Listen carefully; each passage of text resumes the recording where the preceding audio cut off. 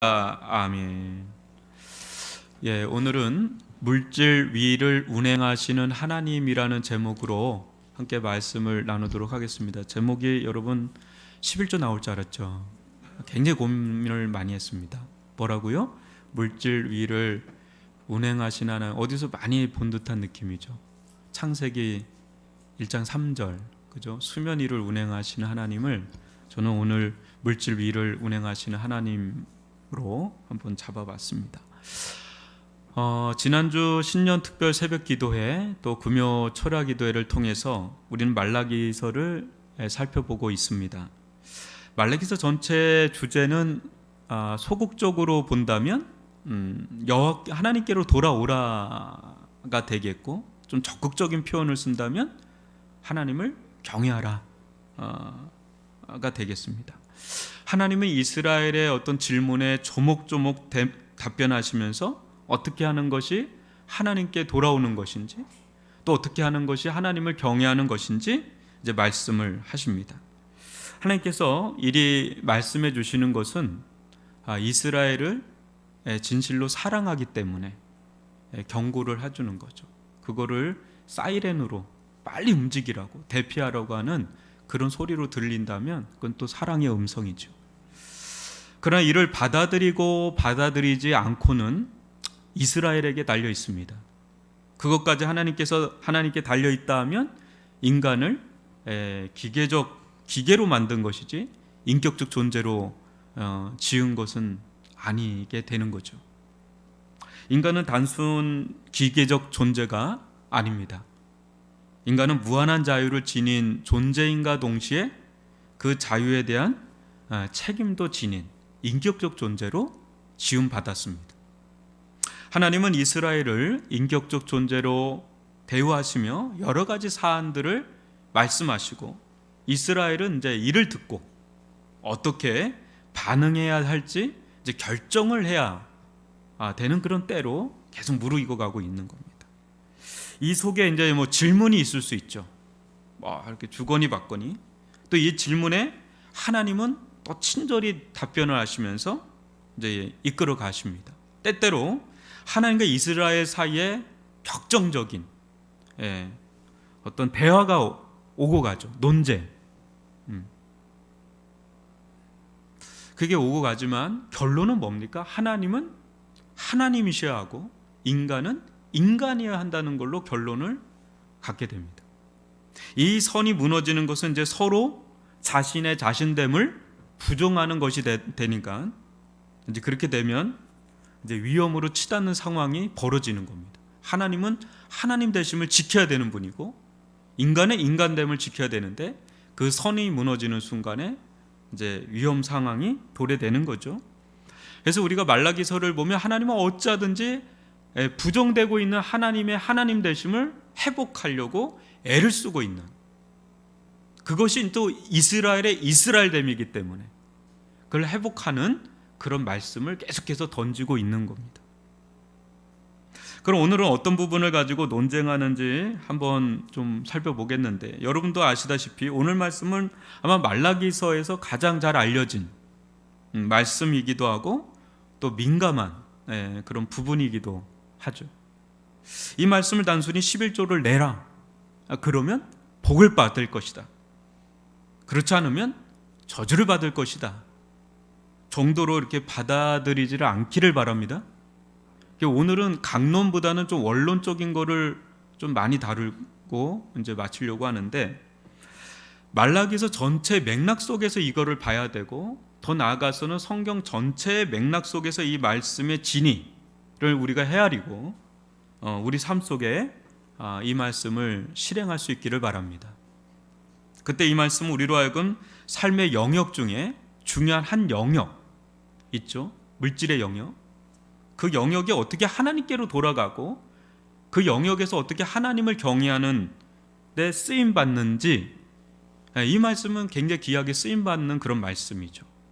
그런 측면에서 바라보면서 은혜를 누리시길 바라고, 하나님은 엄청난 복을 이 안에 비밀로 담겨 있게 하셨거든요. 그것을 누릴 수 있기를 주님의 이름으로 축원합니다. 먼저 8절을 다 같이 한번 읽어보겠습니다. 시작. 사람이 어찌 하나님의 것을 도둑질하겠느냐? 그러나 너희는 나의 것을 도둑질하고도 말하기를 우리가 어떻게 주의 것을 도둑질하였나이까 하는도다. 이는 곧 11조와 봉헌물이라. 뭐 이거 자체가 세죠. 하나님은 이스라엘로 어찌 도둑질을 할 수 있느냐? 그것도 어떻게 하나님의 것을 도둑질 할 수 있느냐? 이 질타성 질문을 하심으로 말씀을 여십니다. 그죠? 이에 이스라엘은 항변하죠. 우리가 어떻게 주의 것을 도둑질 하였나이까? 그래요. 이에 하나님은 또 답변하시죠. 이는 곧 뭐예요? 11조와 봉헌물이라. 그러시면서 이제 쐐기를 박듯 아예 말씀하시죠. 9절도 읽어보겠습니다. 시작. 너희 곧 온 나라가 나의 것을 도둑질하였으므로 너희가 저주를 받았느니라. 이것도 뭐 더 세요? 그냥 저는 여기서 내려갈게요. 그냥 이거 여기서 덧붙일 것도 없을 정도 너무 센 게 두 연타로 나가죠. 그러니까 무엇입니까? 하나님의 것은 하늘에 있는 어떤 신비한 그 어떤 것이 아니라 땅에 있는 뭐라는 거예요? 11조와 봉헌물. 그게 이제 나의 것이야. 하나님의 것이다. 그런 거예요. 그렇다면 우리는 이제 11조와 봉헌물이 어떻게 하나님의 것인가 또 물을 수 있죠.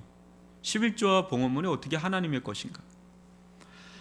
우리가 먼저 살펴봐야 될 건 시편 50편 7절로 12절인데요. 한 절씩 교독으로 읽어보겠습니다.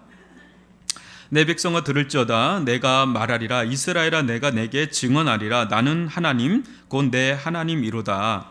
나는 내 재물 때문에 너를 책망하지는 아니하리니 내 번제가 항상 내 앞에 있음이로다. 내가 내 집에서 수소나 내 우리에서 순염소를 가져가지 아니하리니 이는 삼림의 짐승들과 무산의 가축이 다 내 것이며 산의 모든 새들도 내가 아는 것이며 들의 짐승도 내 것이미로다. 내가 가령 주려도 내게 이르지 아니할 것은 세계와 거기에 충만한 것이 내 것이미로다. 아멘. 이게 진짜예요. 이게 진짜예요. 이스라엘이 믿고 따르는 하나님은, 우리가 믿고 따르는 하나님은 여러분 어느 한 지역이나 나라, 어떤 민족 정도 사이즈의 그런 하나님이 아니세요. 그렇게 작은 하나님이 아니십니다. 하나님은 온 우주 만물을 창조하신 창조의 아버지죠. 창조의 주란 말이에요.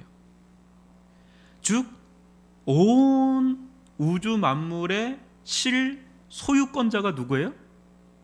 하나님이시죠.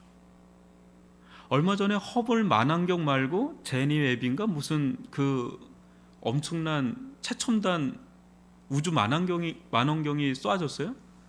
와, 안 보이던 별들이 더 선명하게 보이는데요. 이 우주를 배워야지 여러분 하나님을 조금 알 수 있어요.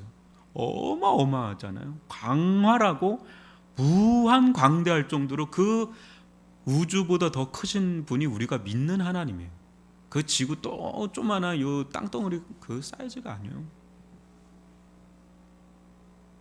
우리가 하나님을 너무 작게 생각할 때가 많아요. 꼭 나만하게 생각을 합니다.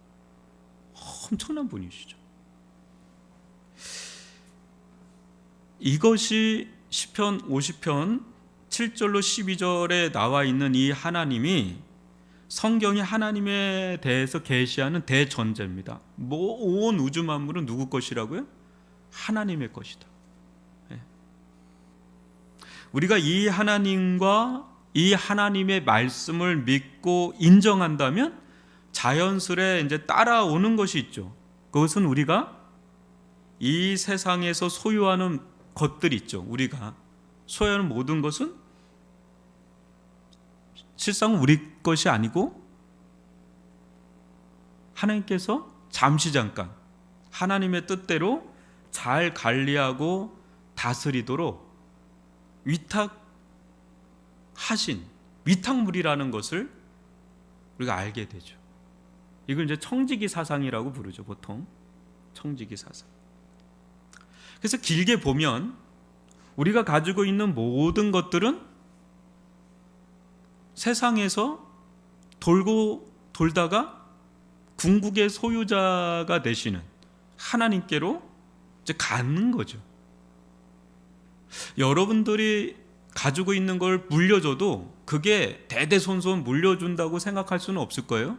긴 시간이 지나면 또 그거는 어떻게 변할지는 모르니까 여하튼 간에 재화는 돌고 돌아서 돈이에요. 그래서 돈이라고 그래요. 돈다 그래서 돈. 그러니까 영원히 우리가 실소유자가 아닌, 그러니까 지금 있을 때 내 거라고 생각을 하는데 잠시 길게 보면 잠시 맡았다가 좀 쓰다가 이제 다 내려놔야 되는 거죠. 뭐 쓸 수도 없어요. 그거를 다 쓸 수도 없어. 다 쓰면 죽어. 그거 많은 사람은 쓰지도 못해요. 그래서 로마서 11장 36절을 보면 같이 읽어볼까요? 이는 만물이 주에게서 나오고 주로 말미암고 주에게로 돌아감이라 그에게 영광이 세세 있을지어다. 아멘. 그러니까 하나님이 실소유자죠. 여기서 이제 중요한 사실은 하나님께서 소유권자로서 이 같은 사안을 분명히 명시하느냐라는 거예요. 여러분 어떻게 생각하세요? 명시하는 분이세요? 아니면 얼렁뚱땅 넘어가시는 분이세요? 분명하게 명시하죠. 여러분들이 어떤 소유자면 그거 명시해요? 안 해요? 법적으로? 명시하죠. 이거 내 거다. 이거 도장 딱 찍고 이거 내 거다. 이러잖아요. 그러지 않으면 대혼란이잖아요. 하나님도 성경에 어마무시하게 이건 내 거다. 명시를 분명하게 하십니다. 심지어는요, 나도 내 게 아니에요. 되게 재밌죠. 내가 내 게 아니에요.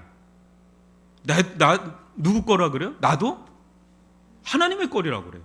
아니 어떻게 나도 내 게 아니라고 그래요? 이게 분명 내 건 나는 난데, 난 난데 내가 내 게 아니라는 거죠. 어떻게 보면 되게 홀가분해요. 이게 내 게 아니니까.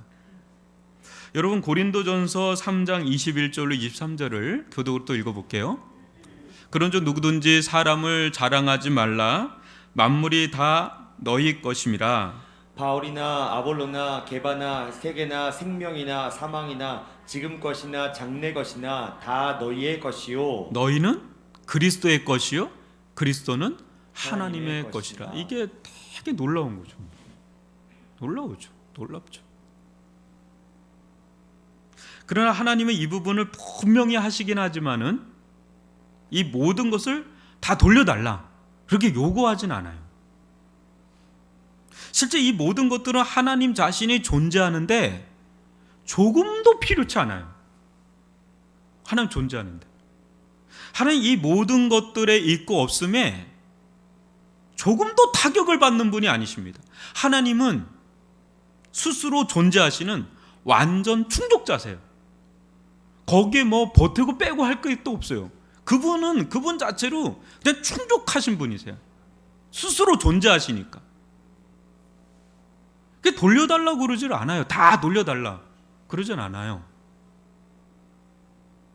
이 모든 것들은 오히려 우리가 존재하는데 필요한 것들이에요. 우리가 존재하는데 필요한 것들이에요. 우리는 이와 같은 것들이 있고 없으면 치명적인 영향을 받죠. 그죠? 하나님은 영향을 안 받는데 우리는 너무 큰 영향을 받죠. 우리는 이 모든 것들을 의지하고 의존해야 살 수 있는 유한하고 연약한 흙 같은 존재들이죠.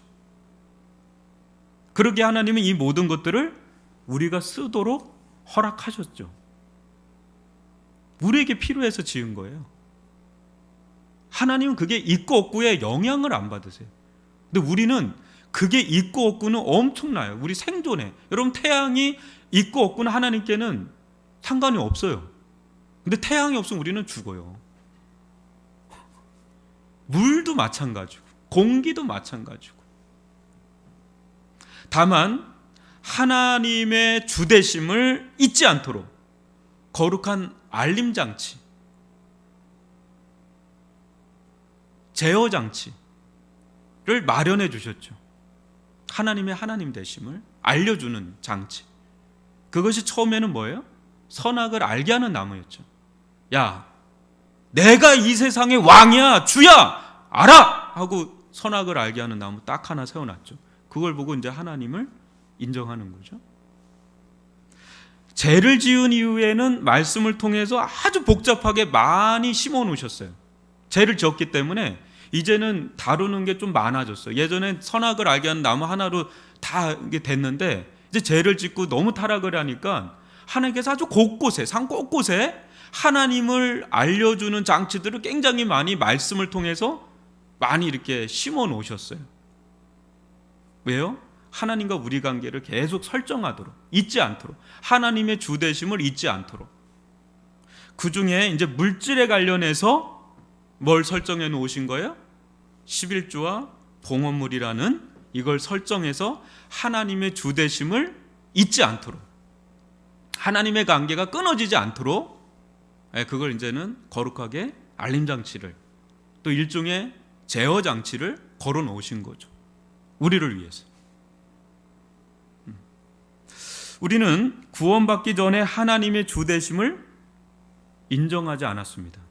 아니, 할 수도 없죠. 알지도 못하니까.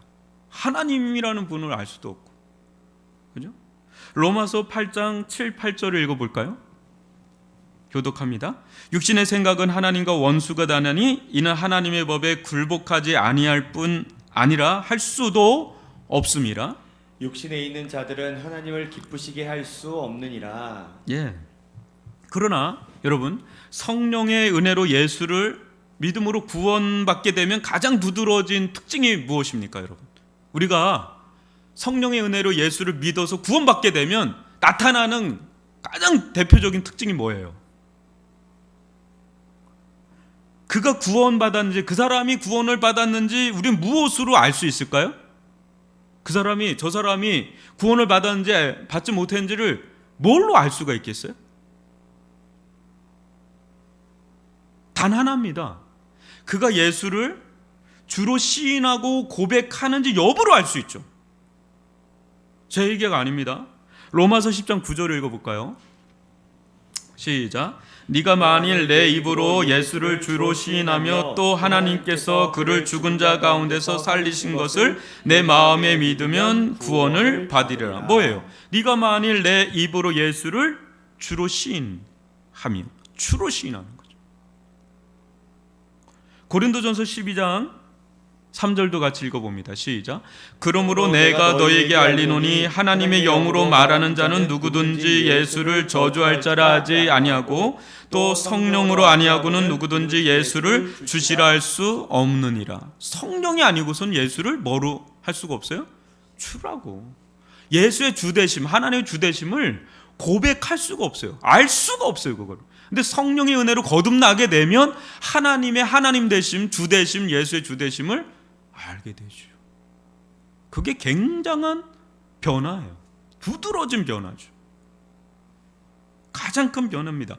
그래서 우리가 예수님을 통해서 하나님을 만나게 되면 이 세상의 진정한 주인, 실소유자가 내가 아니라, 저 사람도 아니라, 이 세상 통치자와 권세자들이 아니라 하나님임을 깨닫게 되고 인정하게 되고 고백하게 되고 알게 되죠.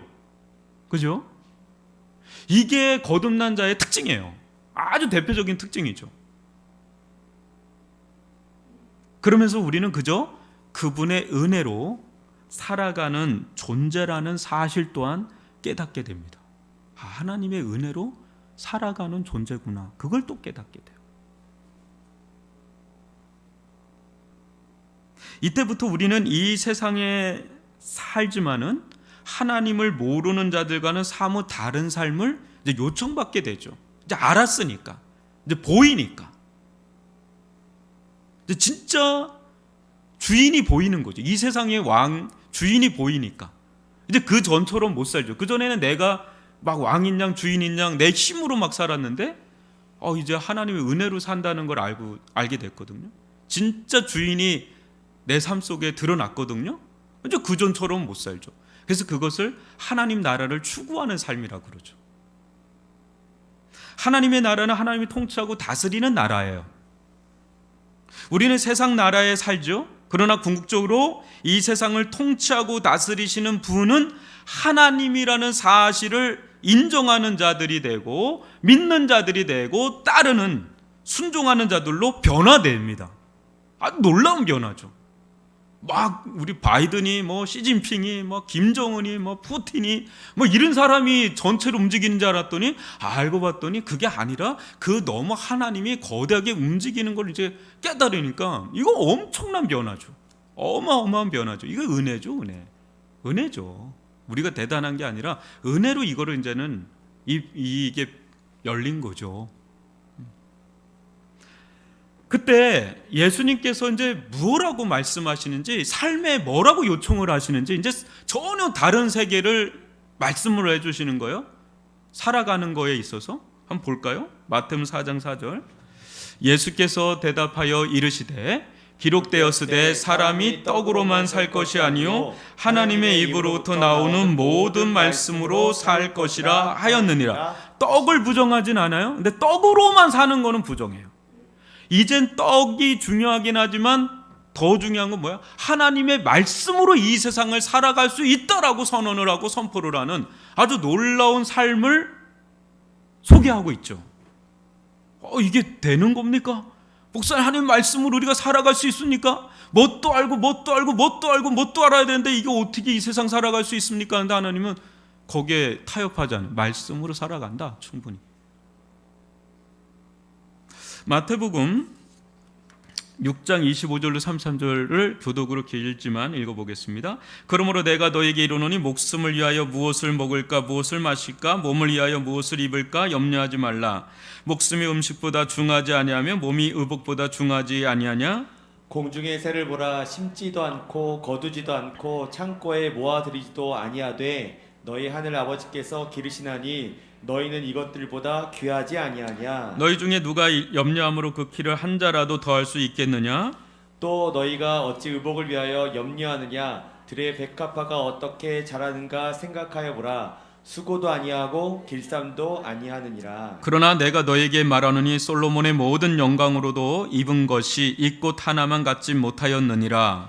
오늘 있다가 내일 아궁이에 던져지는 들풀도 하나님이 이렇게 입히시거늘 하물며 너희일까 보냐. 믿음이 작은 자들아. 그러므로 염려하여 이르기를 무엇을 먹을까 무엇을 마실까 무엇을 입을까 하지 말라.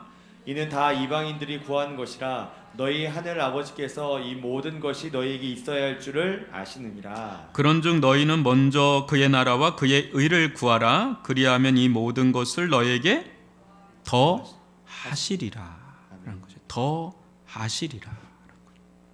하나님의 나라와 의를 구하며 먹고 사는 삶의 문제를 하나님께 전적으로 의탁하는 삶을 살라 하십니다. 여기서 하나님의 나라와 의를 구한다는 것은 구체적으로 하나님의 말씀을 따라 순종하는 삶이에요. 그리고 먹고 사는 삶의 문제를 전적으로 의탁한다는 것은 세상에서 주어지는 일들을 하지 않아도 된다는 그런 것이 아니라 그 주어지는 삶 또한 하나님의 말씀을 따라 감당하라는 말의 다름이 아니에요. 이거 이해를 잘 하셔야 돼요. 우선권이 좀 바뀐 거죠. 이후 주어지는 모든 것들은 하나님께서 다 책임져 주신다는 거예요.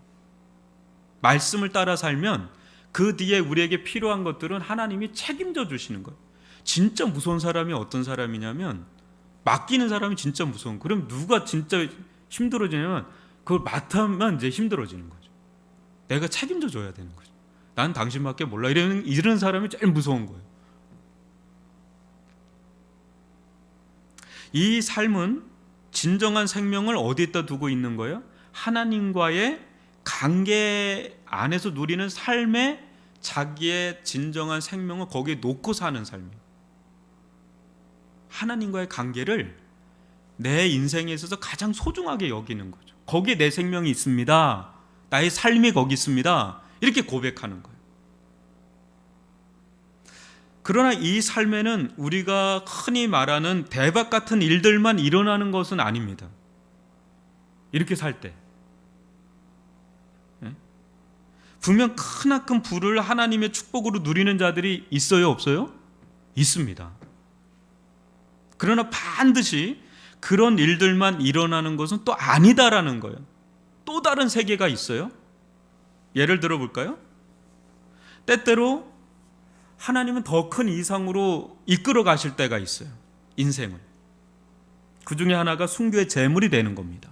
예수님, 사도 바울, 12사도들, 수많은 기라성 같은 하나님의 사람들 다 한결같이 순교의 제물이 된 사람들이죠.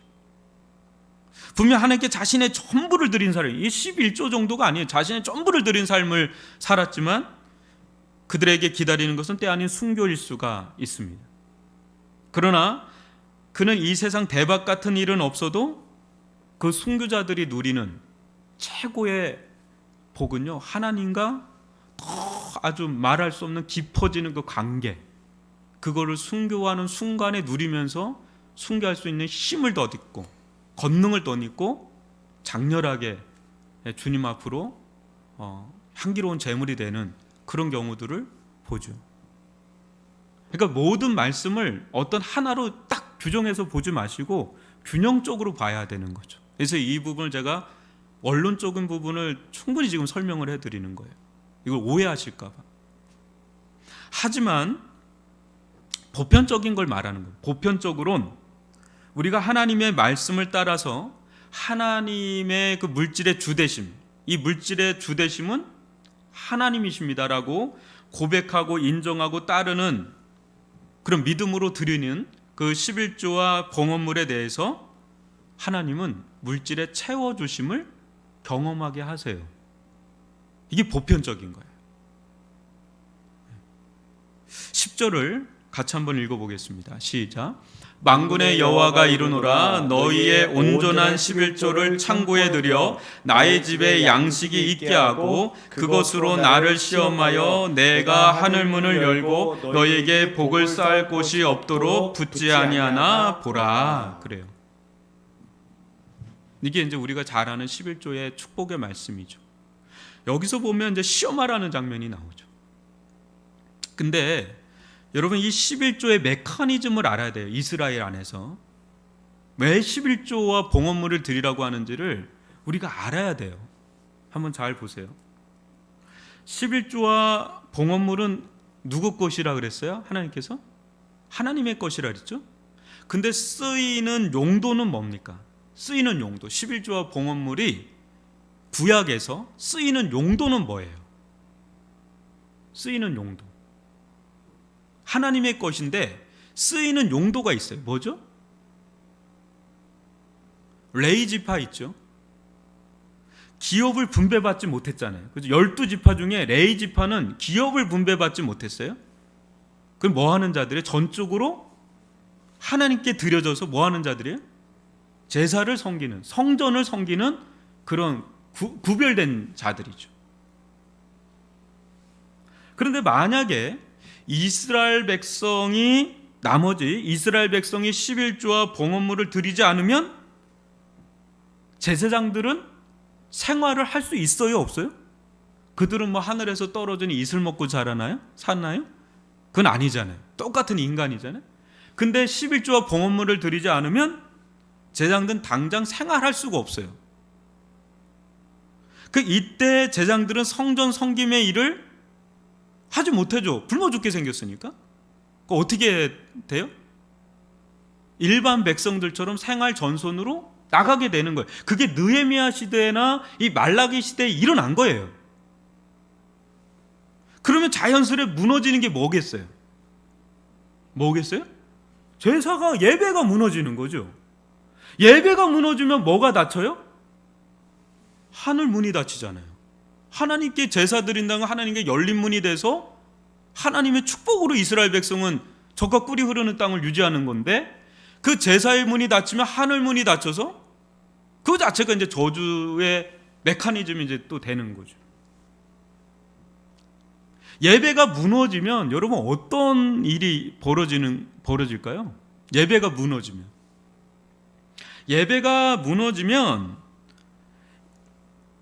하나님의 힘으로, 하나님의 은혜로 살겠다는 게 아니라 내 힘으로 살겠다라고 하는 고백이 되는 거예요. 그게 우리가 예배 드리는 건 뭐예요?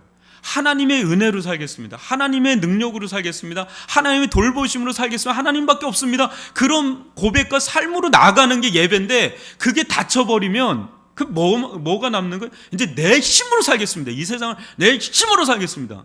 이게 세상이 돼버리는 거죠. 하나님을 인정하지 않게 되죠. 이제 내 힘과 내 뜻대로 내 마음 가는 대로 살겠다고 할 때 이제 하나님의 주대심이 전면적으로 이제 부정되는 그런 일들이 벌어지면서, 그건 뭐예요? 하나님과 대적하는. 그럼 하나님은 이제 쟁탈전을 벌이게 되죠. 하나님과 이제 싸우는 거죠. 그 누가 이기겠어요? 당연히 하나님이 이기죠. 이제 저주가 들어간다는 거죠. 그런 데서 가장 큰 저주가 뭘까요, 여러분? 여러분, 가장 큰 저주, 아주 의외일 수가 있어요. 아주 놀라운 반전의 손길이 있어요. 가장 큰 저주가 뭘까요? 여러분, 시편 13편 1절로 12절을 교독으로 읽어보겠습니다. 하나님 참으로 이스라엘 중 마음이 정결한 자에게 선을 행하시나 나는 거의 넘어질 뻔하였고 나의 걸음이 미끄러질 뻔하였으니 이는 내가 악인의 형통함을 보고 오만한 자를 질투하였음이로다. 그들은 죽을 때에도 고통이 없고 그 힘이 강건하며 사람들이 당하는 고난이 그들에게는 없고 사람들이 당하는 재앙도 그들에게는 없나니 그러므로 교만이 그들의 목걸이요 강포가 그들의 옷이며 살찜으로 그들의 눈이 솟아나며 그들의 소득은 마음의 소원보다 많으며 그들은 능욕하며 악하게 말하며 높은 데서 거만하게 말하며 그들의 입은 하늘에 두고 그들의 혀는 땅에 두루 다니도다. 그러므로 그의 백성이 이리로 돌아와서 잔에 가득한 물을 다 마시며 말하기를 하나님이 어찌하랴 지존자에게 지식이 있으려 하는도다. 볼지어다 이들은 악인들이라도 항상 평안하고 재물은 더욱 불어나는도다. 가만히 있어도 여러분 재물이 불어나요? 고난도 없어요? 아픔도 없어요? 장수해요? 평안해요? 우리가 요즘에 흔하게 볼 수 있는 사람들이요, 세상에서 이게 주목을 받는 세상 거물급들, 근심 걱정 없죠. 가만히 있어도 수천억씩 막 들어오고 세상을 막 쥐락펴락하고. 그러니까 이 경건한 이 시편 기자가 실족할 뻔하는 거. 어떻게 나는 이렇게 고통스러운데 저 사람은 악인인데도 어떻게 저렇게 형통할 수 있느냐. 너무 이게 혼란한 거죠. 시편 13편 17절로 19절을 교독으로 읽어봅니다. 하나님의 성소에 들어갈 때야 그들의 종말을 내가 깨달았나이다. 주께서 참으로 그들을 미끄러운 곳에 두시며 파멸에 던지시니 그들이 어찌하여 그리 갑자기 항폐되었는가 놀랄 정도로 그들은 전멸하였나이다. 그래. 여러분, 이 세상에서 현재 최고 부자가 푸틴이라는 말이 있어요. 엄청난 비자금. 저는 시진핑도 못지 않을 거라고 지금 보고 있는데, 이 세상 모든 부귀 영화는 누렸는지 모르지만 하나님께 버림받은 자의 최후는 끔찍합니다. 그걸 복이라고 할 수가 없죠. 우리가 볼 땐 되게 부럽지만 그죠? 권력도 가졌지, 부도 가졌지, 영광이란 영광 다 누리고 있죠. 근데 그들의 끝은 끔찍합니다.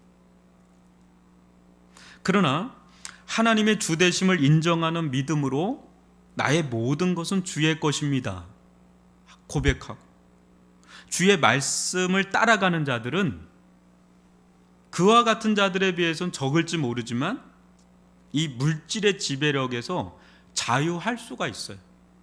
진짜로. 이 힘은요, 이 자유할 수 있는 그 힘은 더 강력한 힘인 하나님의 지배력 아래 있기 때문에 가능한 삶이에요. 물질이라는 게 얼마나 강력해요. 특히 자본주의 사회에서. 근데 거기서 자유할 수 있는 것은 더 강한 힘에 사로잡힐 때 그렇습니다. 그러니까 하나님의 지배 아래 있게 됩니다.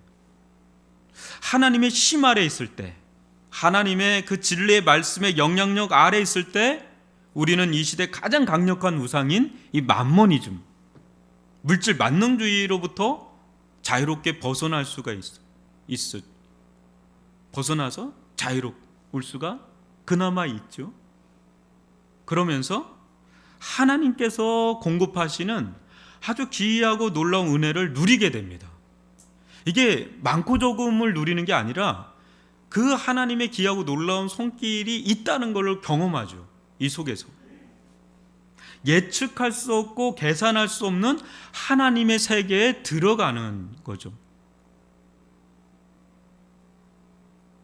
출애굽한 이스라엘 백성에게만 만나와 메추라기를 쏟아지는 게 아니라 오늘날 이 세상 한복판에서 살아가는 그리스도인들에게도 세상 모든 것을 가지신 하나님께서 얼마나 놀랍게 세밀하게 역사해 가시는지 그것을 경험하면서 살아갈 수가 있다는 거예요. 이 엄청난 자본주의 구조 안에서도 하나님께서 그 자본주의 위에 운행하시는 또 다른 손길, 그 신의 손길, 그거를 경험하면서 따라갈 수가 있다는 거예요.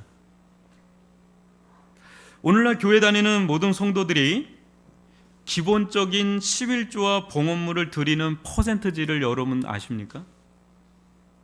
보통 교회의 퍼센트지를 아세요? 저도 몰라요. 근데 모든 성도들이 11조와 감사 예물을 드린다고 가정을 해봅시다. 그러면 교회는 그 재정을 아름답고 또 공정한 질서를 따라서 섬기는 사역자들이 세상을 살아갈 수 있도록 또 배려하고 또 힘있게 교회 사역에 전념할 수 있게 한다고 여러분 가정해 봅시다. 그럼 어떻게 될까요? 그럴 때 교회는 교회다워지죠. 예배는 예배다워지죠. 그죠? 사역자들은 힘있게 세상에 먹고 사는 문제에 근심 걱정하지 않고 힘있게 사역을 섬기면서 전념할 때 성도들은 어떨까요? 성도들의 믿음 생활, 은혜 생활, 그건 더욱더 기름진 토양으로 바뀌어 갈 것이고 또 성도들은 그런 삶 속에서 하나님의 은혜를 경험하고 능력을 경험하고 또 하나님 주시는 지혜, 돌보시는 역사를 풍성하게 경험하면서 여러분, 교회가 하나님의 역사하심을 더 풍성하게 이 세상 한복판에서 경험하면서 일어나겠죠. 단 예를 들면 보통 교회에서 중직자의 기준은 11조가 기본 기준이에요. 근데 예나 어떤 교회든 정말 깜짝 놀랍니다. 그 재정을 딱 열면 이 사람이 그랬나 다 그래요. 그래서 못 세우는 경우가 많아요. 장로님이든 안수 권사님. 그러니까 그 11조의 비율이 낮아요, 여러분. 보통 교회의 기본적으로.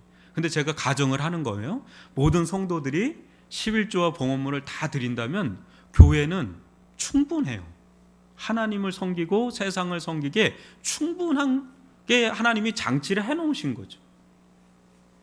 그때 11조를 드리는 삶이 또 봉헌물을 드리는 삶이 손해를 보는 것이라고 여길 줄 몰라요. 그러나 그것은 하나님을 모르기 때문에 그래요. 그리고 하나님의 셈법을 모르기 때문에 그래요. 하나님은 절대 우리를 손해보게 하실 정도로 째째하거나 작은 분이나 그런 분이 아니세요. 하나님은 뭘 원하냐면 하나님의 주대심이 인정받기를 원하는 거예요. 그 최소한의 비율을 10%로 보는 거죠. 근데 그거는 나머지 90%는 쓰라는 거예요. 그걸 다 요구하진 않아요. 근데 실은 다 원하죠. 다 내 것이라는 걸 인정받기를 원하고 고백받기를 원하고 따르기를 원하죠. 근데 그런 제도적 장치로 10의 1을 두신 거죠. 근데 그 10의 1 속에 엄청난 하나님의 기름 붓는 은혜의 역사가 그 속에 있다는 거예요. 왜? 하나님을 인정하고 믿고 따르는 걸 그걸 원하시기 때문에. 뭐 그게 주고 안 주고에 하나님의 하등의 영향이 있겠어요? 하나님은 그런 분이 아니거든요. 그래서 11절 12절을 교독으로 읽어봅니다. 만군의 여호와가 이르노라 내가 너희를 위하여 메뚜기를 끔하여 너희 토지 소산을 먹어 없애지 못하게 하며 너희 밭에 포도나무 열매가 기한 전에 떨어지지 않게 하리니 너희 땅이 아름다워짐으로 모든 이방인들이 너희를 복되다 하리라. 만군의 여호와의 말이니라. 여러분, 은혜 중에 은혜가 대박 은혜가 있어요. 그죠? 어제도 어떤 미국에 있는 목사님하고 통화를 하는데 자기 교회 트랙터 그 트레일러 미국은 그거 하는 사업하는 분인데 대박이 난 거예요. 이 코로나 속 오히려 그 이분이 막 $50만 막 낸대요. 근데 더 달던데, 그러니까 막 더 헌신하고 그런데요. 그러니까 이렇게 대박이 터지는 분들이 있어요. 근데 그분은 이제 거룩한 유통자가 돼서 더 드리고 더 이렇게 돼요. 막 어마어마하죠. 근데 여러분, 이런 대박의 은혜도 있죠. 근데 여러분, 세지 않는 것도 은혜입니다. 여러분, 그냥 일반 생태학자들이 무슨 얘기하냐면 인류가 지구를 통해서 이윤을 얻으려고 쓸 때 이 쓰는 것을 제어하지 않으면 몇 년에 한 번씩 코로나와 같은 엄청난 타격을 입을 거다라는 것을 이구동성으로 얘기한다는 얘기를 해요. 근데 여러분, 코로나를 통해 전 세계가 재정적으로 어느 정도의 손해를 보는지를 감히 상상할 수 있을까요?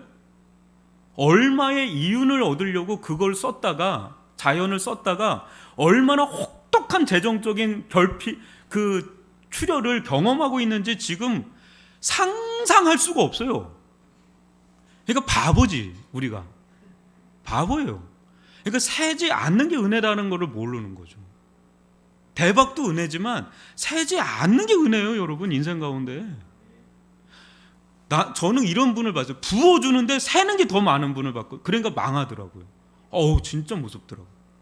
세면 진짜 이게 답이 없더라고요.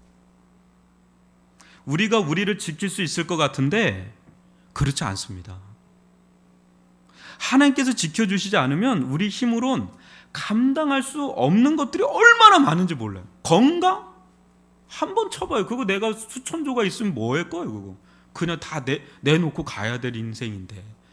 코에서 숨 똑 떨어지잖아요. 그냥 가는 거예요. 헬기 타고 가다가 유명 인사가 헬기 고장나니까 그냥 끝나던데요. 소용없어요. 우리가 우리 인생을 지킬 것 같지만 소용없어요.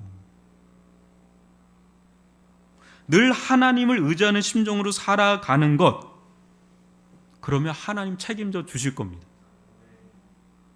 하나님이 일을 놓고 자신을 시험해 보라고까지 해요. 시험해라. 그럼 니네가 정녕 못 믿겠으면 시험하라니까. 이렇게 하는 거죠. 11조와 봉헌물 생활을 하지 않는 분들은 이제 이런 말씀이 오히려 시험이 되죠. 이게 시험하라고 그랬는데 오히려 이게 시험이 돼가지고, 하나님 그런 분 아니세요, 여러분. 째째하거나 그런 분 아니에요. 이게 왜 없어서 그런 분이 아니잖아요, 여러분. 전 세계가 하나님의 건데 뭘 없어가지고 더 얻으려고 하겠어요. 주시는 분이세요. 하나님 주되심을 인정받고 고백받기를 원하고, 그걸 원해요. 그래 질서가 잡히잖아요. 창조의 질서가. 오늘날처럼 세금이 많은 때 10%는 적지 않은 물질이 되어버렸습니다. 옛날하고 달라요. 지금 종부세 저는 모르겠지만 엄청나게 세금이 많잖아요. 그러나 그 근본 소유권자와 그 쓰임의 용도를 생각해 볼 때 그것은 거룩한 은혜의 부메랑이 되어서 돌아올 거예요. 여러분들 세금 많고 요즘에 그렇잖아요. 그러니까 이게 자꾸 땡겨 먹는 사람이 있어요. 이거 10% 너무 많다, 이거. 가이사의 것만 드리자. 하나님의 것은 조금 참으시고 제가 쟁겨놨다가 언제 대박 터진 그때 드리겠습니다 하는데, 안 그래요. 거룩한 부메랑이 돼서 돌아온다니까요. 하나님 다 갚아주세요. 어떤 모습으로든 갚아주세요. 시험해 보라 그랬잖아요. 믿음의 용기를 내서, 여기는 대상이 아닌 것 같은데 용기를 내서 드려보십시오. 그리고 교회는 그걸 가지고 무리하지 말고 주신 은혜를 따라서 재정을 거기에 맞게 쓰면 돼요. 그 성도들이 11조와 봉헌물 헌금을 낸 선에서, 교회는 그 선에서 재정을 운영해야 되는 거죠. 무리하게 하면 안 되잖아요. 오버페이스를 하면 안 돼요. 그거는 욕심이야. 그냥 그 선에서 하는 거예요. 그럴 때 교회는 충분히 쓸 수 있어요. 충분히 쓸 수가 있어요. 그리고 대사회적인 섬김도 할 수가 있죠. 성도들 모두 물질의 영역에서 하나님의 주되심을 회복하고 세우고 견고하게 이 부분을 언급을 해야 돼요. 저는 지금 기도하고 있어요. 재정에 대해서 탁월한 좀 재정에 대한 강사를 좀 모셔서 재정 강의를 좀 해야 되겠다라는 생각을 많이 하고, 왜냐하면 너무 이 부분이 정립이 안 돼 있고 너무 이 부분이 지금 혼란스러워요. 세상이 너무 많이 바뀌니까.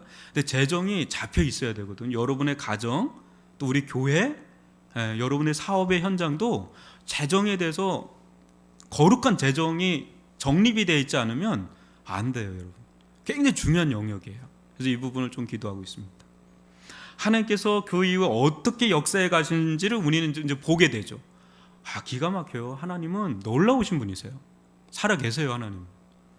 그래서 지금같이 막막하고 두려운 시기에도 하나님께서 행하시는 놀라운 손길을 경험하는 은혜를 누릴 수 있게 됩니다, 여러분. 그러니까 두렵죠. 막막하죠, 어느 때.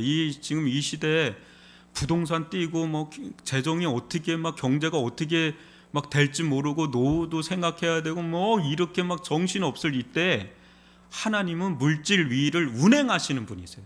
물질이 들어가는 곳에 운행하신다니까. 11조와 봉헌물이 들어오는 그 위에 하나님은 타고 역사하세요. 그걸 타고, 구름 타고 바람 타고 역사하듯이 하나님은 물질, 재정이 들어간 재화가 움직이는 곳을 타고 역사하시는데, 거룩하게 드려지는 그 재화를 통해서 하나님은 그 위를 운행하시면서 역사하시는 그런 하나님인 줄 믿습니다. 먼저 하나님의 나라와 의를 구하면, 하나님의 주되심을 선포하고 선언하고 인정하고 고백하고 따라가면 하나님은 모든 물질의 주거든요. 하나님은 살리세요, 여러분. 많은 일들을 행하세요. 오병이어와 같은 기적을 행하시는 분이시란 말이죠. 주저하지 마세요. 하나님 말씀을 믿고 따라가 보세요. 힘들어도 믿고 따라가 보십시오. 제가 좀 누구한테 얘기해야 됩니까? 다 하고 계시는 분들인데 한번 믿고 따라가 보시면, 말씀을 따라가시면 그 앞에 하나님께서 운행하시는 것을 보게 될 줄 믿습니다. 어떤 분은 10의 2조를 드려버리네. 어떤 분은 기도해요. 하나님 10의 1조로만 살 수 있게 복을 달라고, 10의 9조를 드리겠다고. 멋있지 않아요? 근데 하나님 기름부터 부어주시네요. 사업을 10의 1조로도 너무 충분한 거야. 근데 10의 9조를 그냥 성교고 드려버리네. 멋진 사람이죠. 멋진 청직이죠. 그렇게 쓰임받다가 가는 거죠. 저는 그런 우리 멋진 성도들이 우후죽순 일어날 수 있기를 바랍니다. 저 사람은 세상을 거슬러서 정말 이 물질을 뛰어넘어서 하나님의 손에 잡혀서 오히려 물질을 다스리는구나. 여러분, 물질은 다스리는 게 힘이에요. 물질은 지배당하는 게 아니라 뭐예요? 다스려야 되는 거예요. 다스리라고 준 건데 지배받으면 안 되죠. 하나님께서 물질 위로 운행하신다니까요. 그 은혜를 11조 속에서 경험할 수 있기를 주님의 이름으로 축원합니다. 여러분,